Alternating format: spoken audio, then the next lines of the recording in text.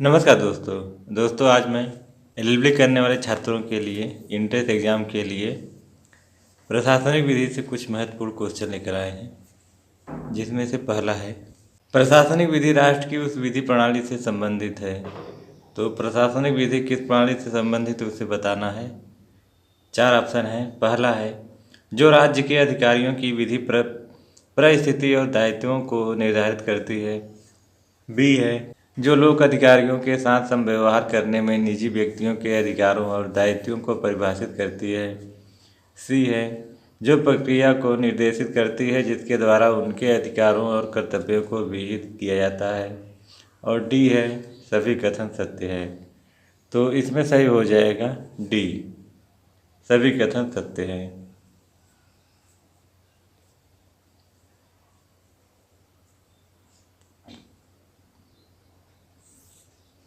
दूसरा है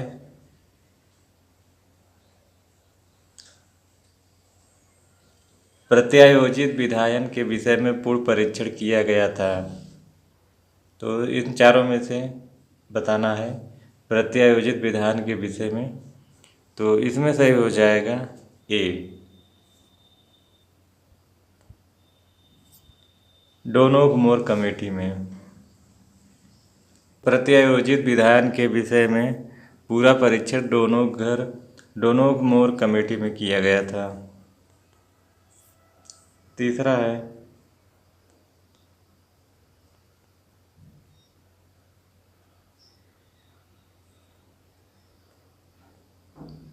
प्रोफेसर एवी डायसी के विधि का शासन की अवधारणा का अर्थ है।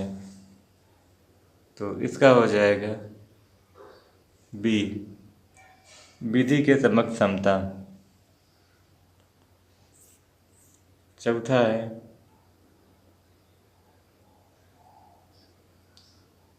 परमादेश रीट जारी करने के लिए निम्नलिखित में से कौन सा सर्वाधिक विधि मान्य कारण है। तो इसमें हो जाएगा डी, विधि द्वारा आरोपित सार्वजनिक कर्तव्य की एक अधिकारी द्वारा अवहेलना। पांचवा है विधि के शासन का अर्थ। तो विधि के शासन का अर्थ बताना है। तो इसमें हो जाएगा डी, विधि के शासन का अर्थ सरकार द्वारा मनमानी कार्रवाई को विवर्जित करने की दृष्टि से सरकार के संपूर्ण क्षेत्र में विधि की भावना की व्यापकता। 6 है शक्ति पृथक्करण के सिद्धांत का प्रवर्तक माना जाता है। तो छठवां का हो जाएगा सी, मोंटेस्क्यू। मोंटेस्क्यू को शक्ति पृथक्करण के सिद्धांत का प्रवर्तक माना जाता है। 7वां है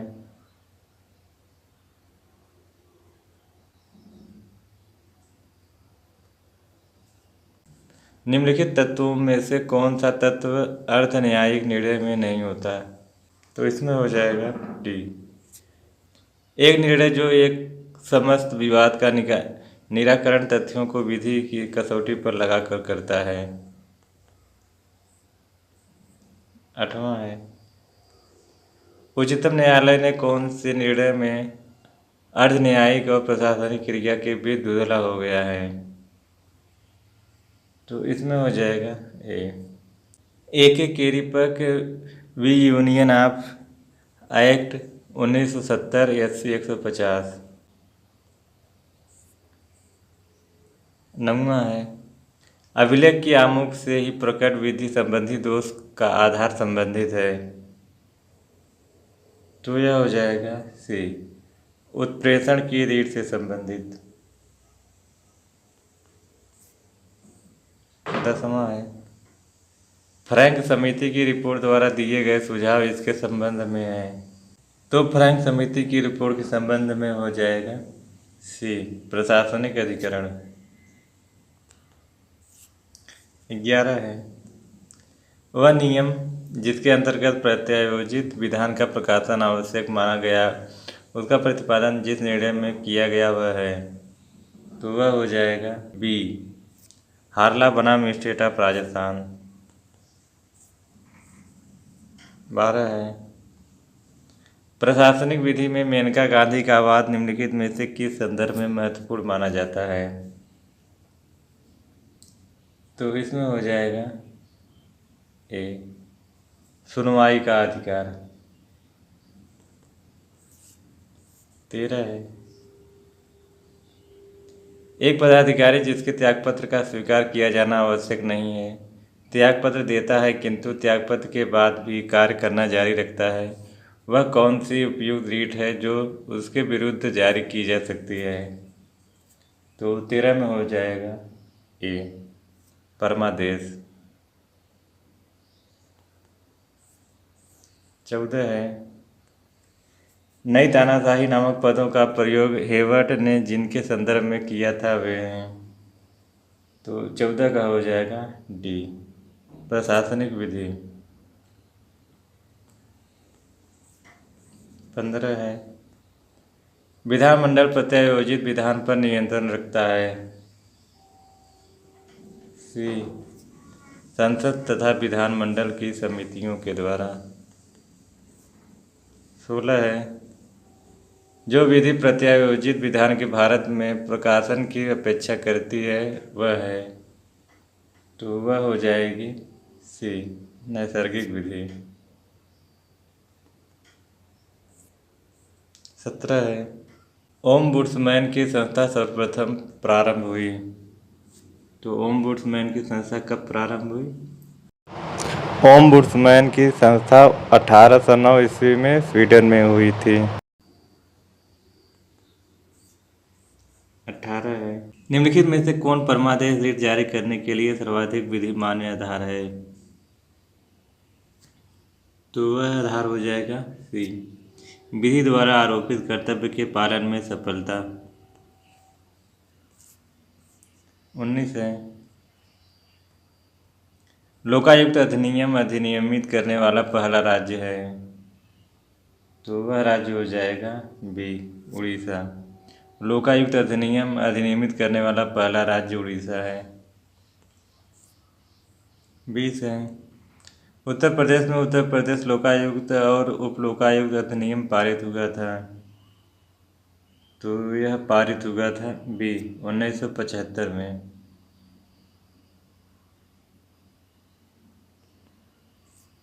21 है,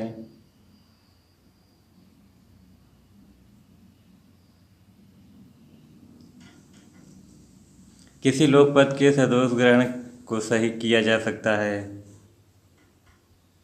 डी, अधिकार परीक्षा रीट द्वारा। 22 है, लोकसभा के अधीनस्थ विधान समिति का गठन होता है। सी, 15 सदस्यों से। लोकसभा के अधीनस्थ विधान समिति का गठन 15 सदस्यों से होता है। 23 है, किसने कहा कि प्रशासनिक विधि शक्ति एवं न्याय के बीच सामंजस्य लाने के लिए एक सशक्त अस्त्र है? बी, न्यायमूर्ति कृष्णा अय्यर ने।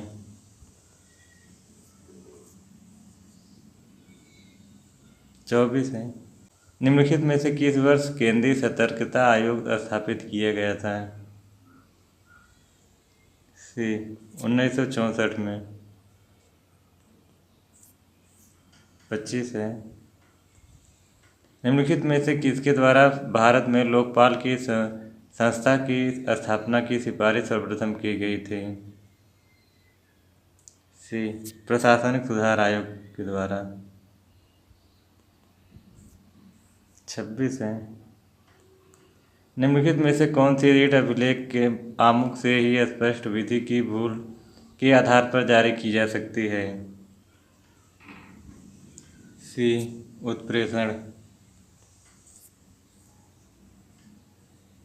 27 है, किसने कहा है कि प्रशासनिक विधि 20वीं शताब्दी का सर्वाधिक उत्कृष्ट विधिक विकास है?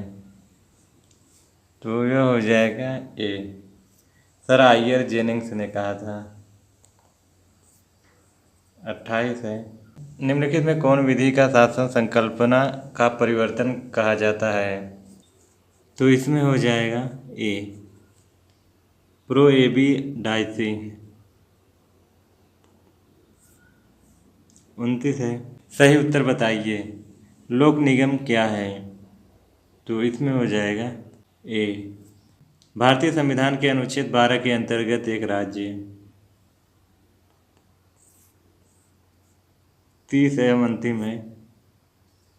निम्नलिखित में से कौन शक्ति पृथक्करण के सिद्धांत का प्रतिपादक कहा जाता है? तो इसमें हो जाएगा सी, मॉन्टेस्क्यू। तो दोस्तों आज के लिए बस इतना ही। यही था एलएलबी इंट्रेंस एग्ज़ाम के लिए कुछ महत्वपूर्ण प्रश्न। तो फिर मिलेंगे अगली वीडियो में, तब तक के लिए नमस्कार।